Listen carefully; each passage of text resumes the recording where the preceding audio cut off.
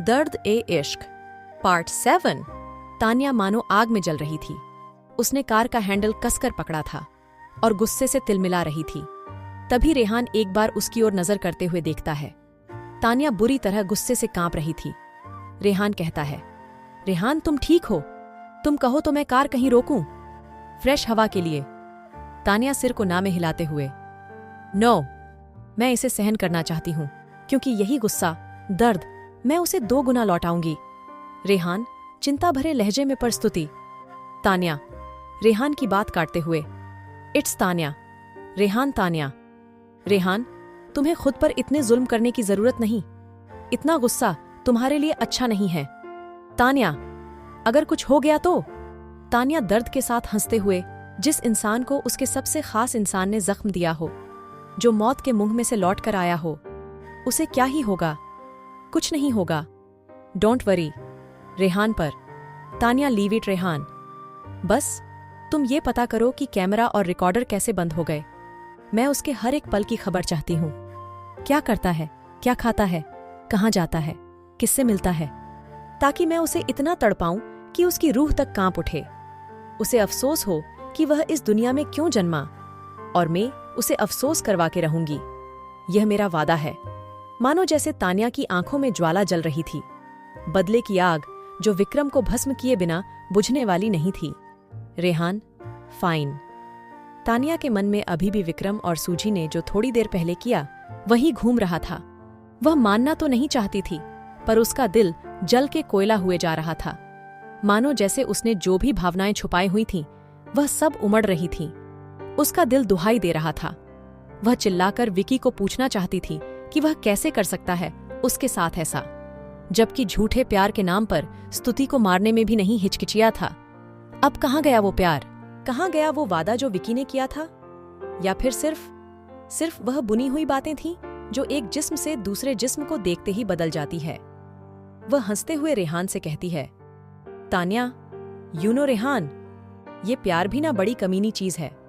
जब नहीं होता तो जो प्यार में है उन्हें पागल कहते हैं, और जब हो जाता है तो हमें ही पागल बना देता है। क्योंकि लाख कोशिश करो, आप अपने इस इडियट इमोशंस पर काबू कर ही नहीं सकते।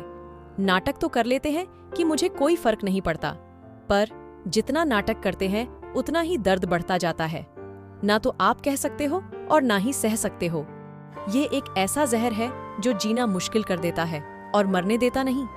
साला एक अच्छा खासा इंसान को चुटिया बना देता है। रेहान कोई भी जवाब दे, उससे पहले ही वह आंखें बंद करके सो जाती है, क्योंकि थोड़ी देर और भी बात की तो वह जानती थी दिल को संभाल नहीं पाएगी। इससे अच्छा है आंखें बंद करके खुद को रोके रखे। विकी सूजी के घर पर उसके लैपटॉप में कुछ देख रहा था।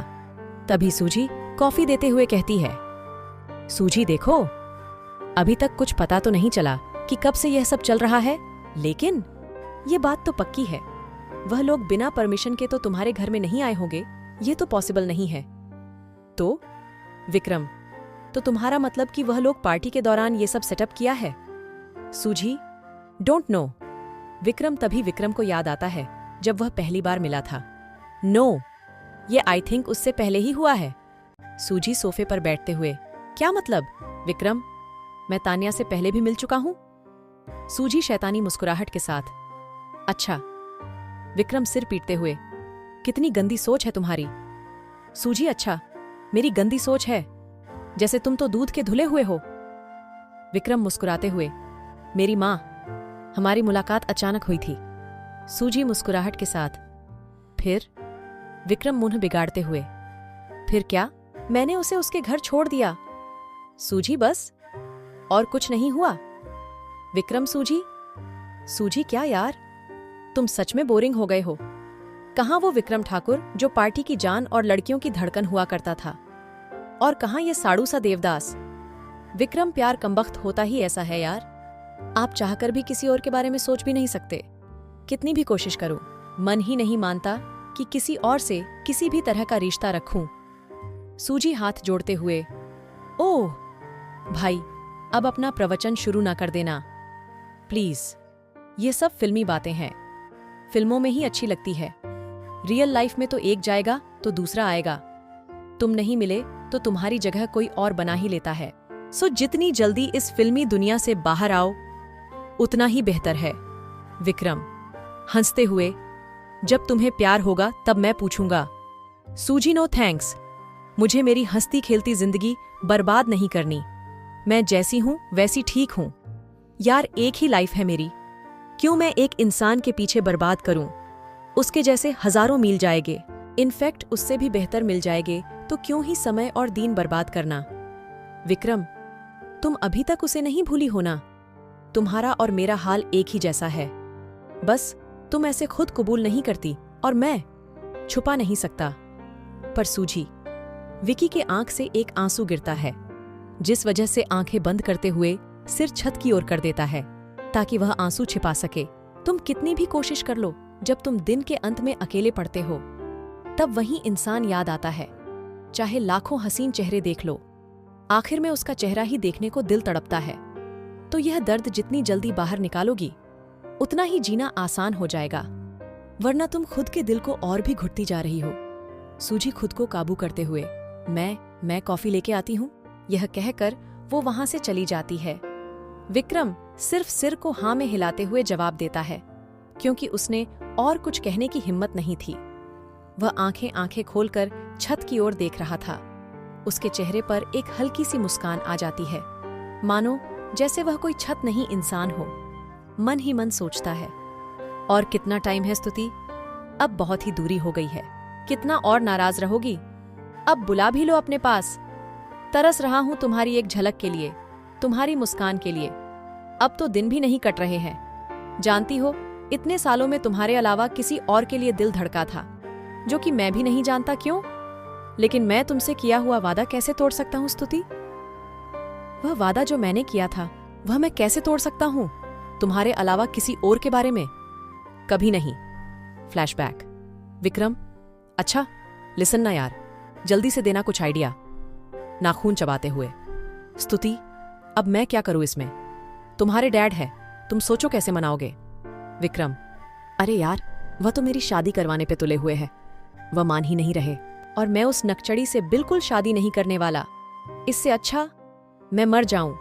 स्तुति खुद को हंसने से रोकते हुए झूठ मूठ का खांस रही थी। विक्रम गुस्से में स्तुति की ओर देखता है। हंस ले, जी भर के हंस ले, तुझे तो बड़ा मजा आ रहा होगा मेरी ऐसी हालत पर। तुझ जैसी दोस्त हो तो दुश्मन की क्या जरूरत है? स्तुति हंसी को कंट्रोल करते हुए, अच्छा सॉरी ना, देख मुझे खुद समझ नहीं आ रहा कि क्या कहूं, और पहली बार विक्रम ठाकुर की बत्ती गुल देखी है, तो मेरा ऐसे रिएक्ट करना वाजिब है। विक्रम स्तुति यार, यहां मेरी जान जा रही है और तू मुझे और सता रही है। अगर डैड ने कहीं मंगनी फिक्स कर दी तो मेरी जिंदगी बर्बाद होने से कोई नहीं बचा सकता। स्तुति अरे यार, पर तुझे उससे शादी करने में क्यों एतराज है? लड़की सुंदर है, अच्छी फैमिली से है, तुम्हारे डैड के पॉलिटिक्स में भी फायदा होगा फिर। विक्रम मैं ऐसे कैसे किसी से भी शादी कर लूं? स्तुति मतलब? विक्रम चिल्लाते हुए, मतलब मैं जिससे प्यार करूंगा उसी से शादी करना चाहता हूं। स्तुति बड़ी आंखें करते हुए विक्रम की ओर देखे जा रही थी। तुम्हारी तबीयत तो ठीक है ना? विकी के सिर को छूते हुए विक्रम स्तुति का हाथ हटाते हुए, शट अप, इसमें इतना हैरानी की क्या बात है? स्तुति मुंह बिगाड़ते हुए, जो इंसान रोज एक नई गर्लफ्रेंड के साथ हो वह अगर ऐसी बात करे तो आश्चर्य होना लाजमी है। विक्रम स्तुति की बांह पकड़कर अपनी ओर खींचते हुए, पहली बात, उनमें से एक भी मेरे लिए खास नहीं है, और दूसरी बात, जितना ये सारे रिलेशन मेरे लिए मायने नहीं रखते उनके लिए भी बिल्कुल वैसा ही है। मैंने आज तक उनमें से किसी को भी कोई वादा या झूठे सपने नहीं दिखाए, तो तुम मुझे ये ब्लेम करना बंद करो। स्तुति हाँ, तो इससे जो गलत है वह सही नहीं हो जाएगा, तो तुम जितना जल्दी सुधार जाओ तुम्हारे लिए बेहतर है। विक्रम मुस्कुराते हुए, क्यों? तुम्हें इतनी जेलसी क्यों हो रही है? कहीं मेरे लिए कोई फीलिंग विलिंग तो नहीं हो गई? ऐसा है तो बेबी आई स्वेयर, मैं अभी के अभी मंदिर में जाके शादी कर लूंगा। सोचने के बाद, अरे वाह, फिर तो मुझे उस नकचड़ी से शादी भी नहीं करनी पड़ेगी। स्तुति मुक्का मारते हुए, तुम्हारा कुछ नहीं हो सकता, इस हालत में भी तुम्हें मजाक सूझ रहा है। अच्छा है तुम ऐसी मुसीबत में फंसे हो, तुम इसी लायक हो। कमरे से बाहर जाते हुए विक्रम हंसते हुए स्तुति के पीछे जाते हुए, हे! स्तुति चिल्लाते हुए, आई स्वेयर, अगर तुम सच में हाँ कहोगी तो मैं किसी के साथ रिलेशन तो दूर की बात है, किसी के लिए दिल में भी नहीं सोचूंगा, चाहे जो भी हो। यह विक्रम ठाकुर का वादा है। याद रखना, जिस दिन तुम मेरी होगी उस दिन समझ लेना विक्रम ठाकुर सारी दुनिया के लिए मर गया। जब तैयार हो तब बता देना। स्तुति हंसते हुए, सपने देखो सपने, यह कहते हुए वह घर से निकल जाती है। विक्रम को जब सूझी की आवाज आती है तो वह सोच में से बाहर आ जाता है। उसकी मुस्कुराहट चली जाती है। वह फिर से सोचता है, और कितनी देर लगेगी स्तुति? प्लीज थोड़ा जल्दी करो, जी भर के देखना है तुम्हें। अगर ज्यादा टाइम है मेरे पास तो ऊपर वाले से कहकर थोड़ा शॉर्टकट करवा दो प्लीज, इससे पहले मैं भटक जाऊं प्लीज। मैं नहीं चाहता ये दिल की ओर उंगली करते हुए तुम्हारे सिवाय किसी और का हो। रेहान और तान्या खुद को मिले धोखे के गम में व्यस्त थे, तो इधर सूझी और विक्रम अपने गम में व्यस्त थे। सूझी को आज तक पता नहीं चला कि उसकी क्या गलती थी जो रेहान ने बिना कुछ कहे रिश्ता तोड़ दिया। माना कि मुझमें लाखों कमियां हैं, लेकिन मेरा प्यार तो उसके लिए सच्चा था। फिर क्यों उसने बिना कुछ कहे मुझसे मुंह मोड़ लिया? क्यों उसने मुझ पर उंगली उठाई जबकि मैंने उसके बाद किसी लड़के की ओर उंगली उठाकर भी नहीं देखा? शायद वह सिर्फ बाकियों की तरह जिस्म से मोहब्बत करता था, और जब मन भर गया तो अब कुछ न कुछ तो बहाना चाहिए ही था। सुजैन, तू ही पागल थी जो चंद घड़ी की दिल्लगी को मोहब्बत समझ बैठी। रेहान भी बैठे बैठे उस दिन को याद कर रहा था जब उसे सूझी और विक्रम की तस्वीरें मिली थीं। दोनों एक दूसरे के इतने करीब देखकर मानो रेहान का दिल टूट गया था, क्योंकि शायद सूझी के लिए यह रिश्ता उतना मायने नहीं रखता था जितना रेहान के लिए जरूरी था। उसका दिल आज भी उसे भुला नहीं पाया। यह बात अलग है कि वह अपने भाव को कभी चेहरे पर नहीं आने देता, लेकिन वह आज भी उसकी यादों को मिटा नहीं पाया था। वह आज भी जब कब सूझी सामने आती तो कभी कभी नजरें चुराकर एक नजर देख लेता। दिन ब दिन सूझी का बदला हुआ रूप उसे और भी खल रहा था, मानो जैसे रेहान को धोखा नहीं बल्कि सूझी को धोखा मिला हो। जबकि रेहान को धोखा मिला है, वह आज भी समझ नहीं पाया कि वह ऐसे क्यों व्यवहार कर रही है। रोज पार्टी में जाना, हर रोज एक नए लड़के के साथ तस्वीरें अपलोड करना, नशे करना, क्या मिलता है उसे? वह रेहान का टूटा हुआ दिल और भी तोड़ मरोड़ के चूर चूर कर रही थी, क्योंकि जिस तरह की हरकतें वह कर रही थी उससे रेहान के दिल पर काफी असर पड़ रहा था। विक्रम भी स्तुति की याद में खोया हुआ था। जब उसने आखिरी सांस ली थी तब उसका जला हुआ शरीर देखकर मानो जैसे विकी की समझ नहीं पा रहा था कि कैसे रिएक्ट करे।